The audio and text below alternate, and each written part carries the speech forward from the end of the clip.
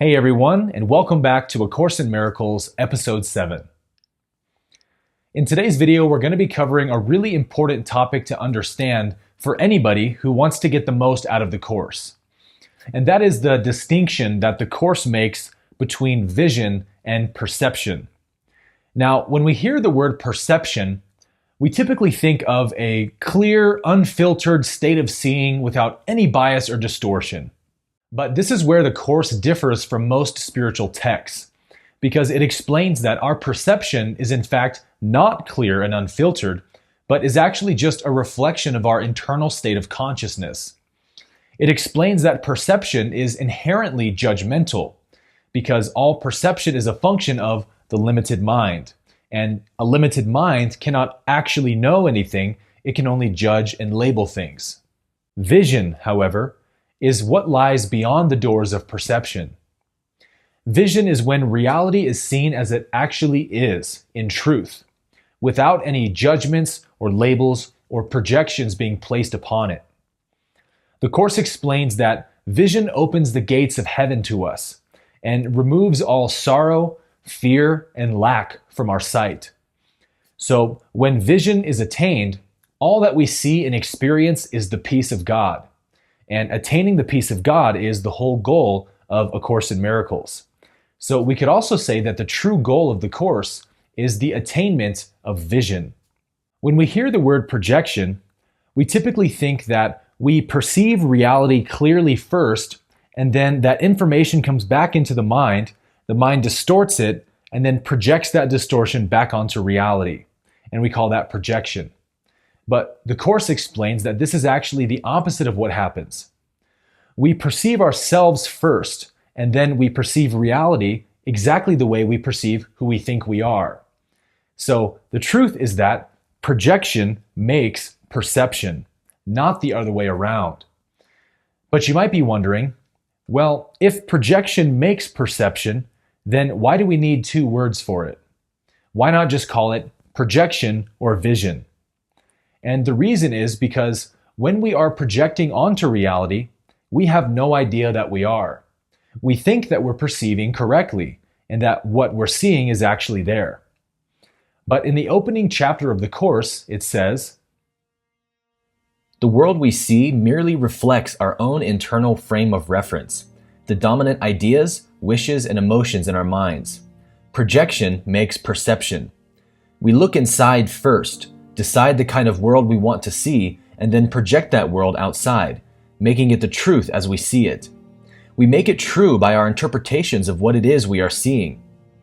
If we are using perception to justify our own mistakes, our anger, our impulses to attack, our lack of love in whatever form it may take, we will see a world of evil, destruction, malice, envy, and despair.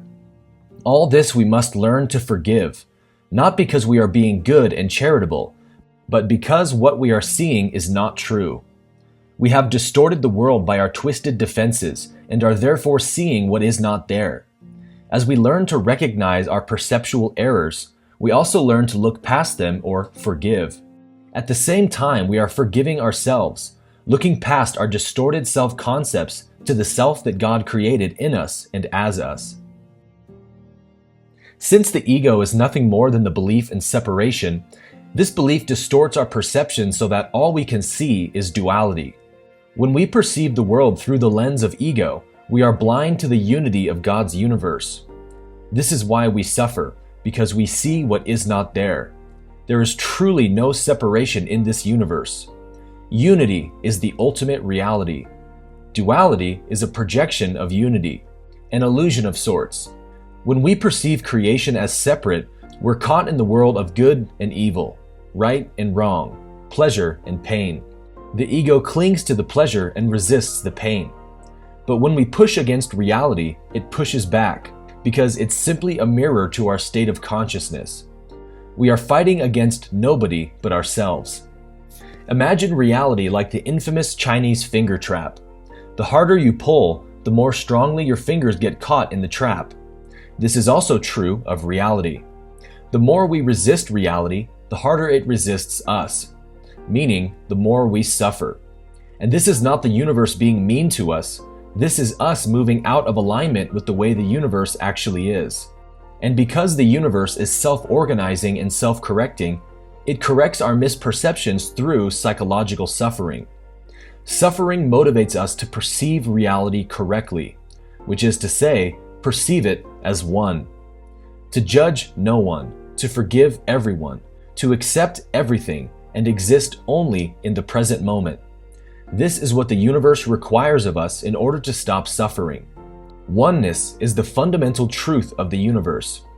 In infinity, there is only unity. All sense of duality or separation is simply illusion. Consider the subject-object relationship. When we see something, the mind splits our perception into two. There is the seer and the seen, the subject and the object. But actually, the two are one.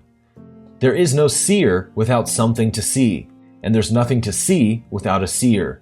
The two are one singular happening. The seeming appearance of two separate things is the illusion.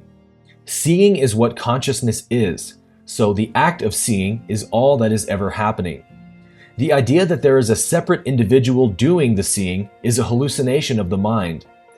Consciousness projects matter, and matter reflects consciousness. The sun and its shining, the knife and its cutting.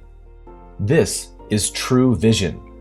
Only vision can bring the peace of God. So what is the bridge from perception to vision? The Course's term for this bridge is the atonement. Atonement means the correction of misperception. At one meant. The Course states, since perception rests on lack, those who perceive have not totally accepted the atonement and given themselves over to truth. Perception is based on a separate state, so that anyone who perceives at all requires healing. So because duality is an illusion and only unity exists, when we judge the reality of others, we are simultaneously judging our own reality.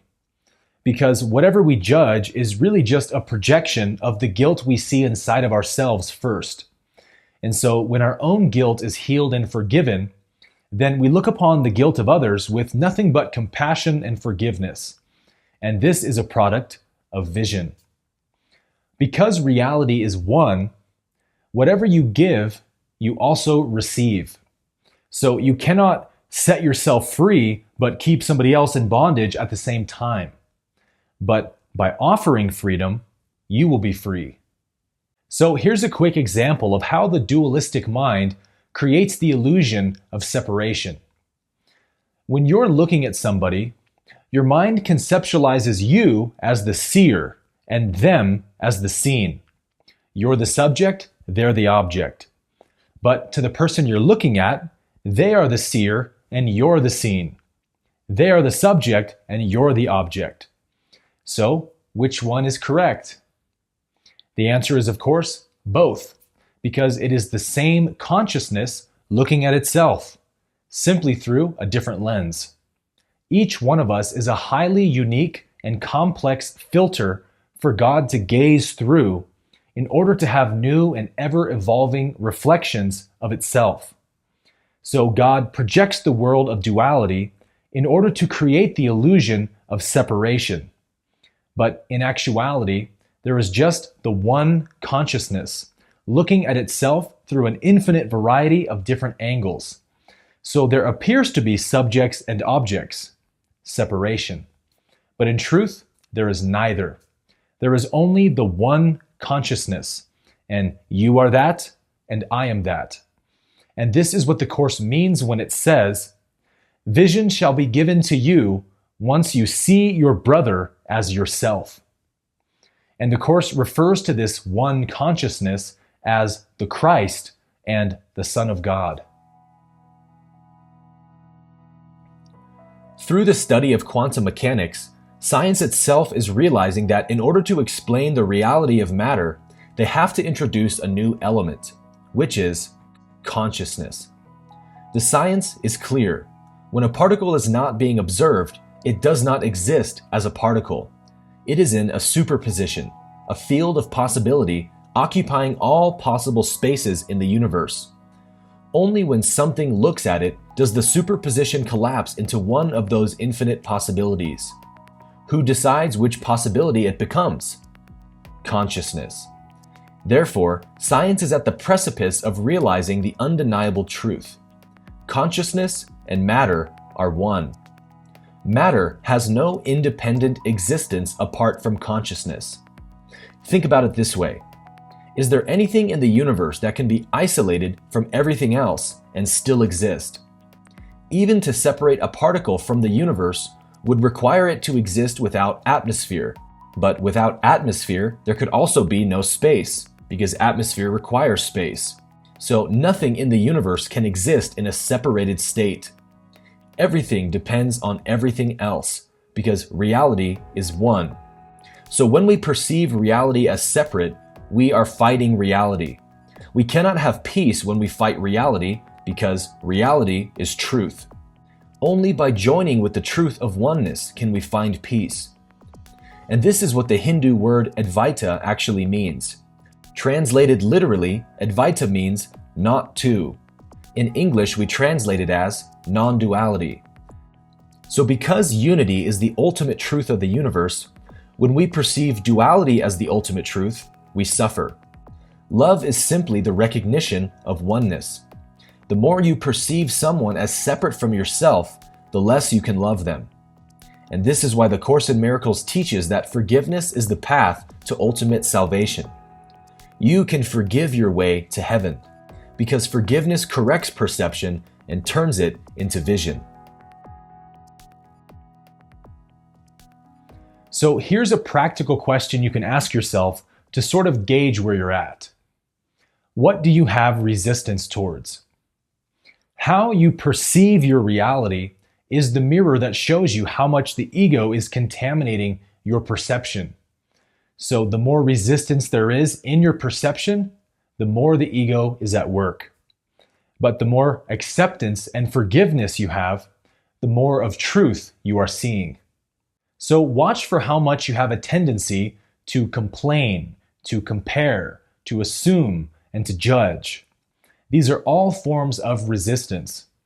And whenever you catch yourself in resistance, simply take a moment of stillness and ask yourself, what is the lesson that this moment is offering to me? What am I not accepting? When we stop fighting reality, we can allow reality to teach us, to become our guru and our guide. Life slowly begins to reveal to us all of our blindness and ignorance, and with a loving correction, begins to turn it into vision. So, without judgment, the eternal nature of reality is revealed to us. The unity of God's world shines bright within our eyes and eliminates all illusions of fear and separation. As William Blake famously said it best, when the doors of perception are cleansed, everything will appear to man as it is, infinite.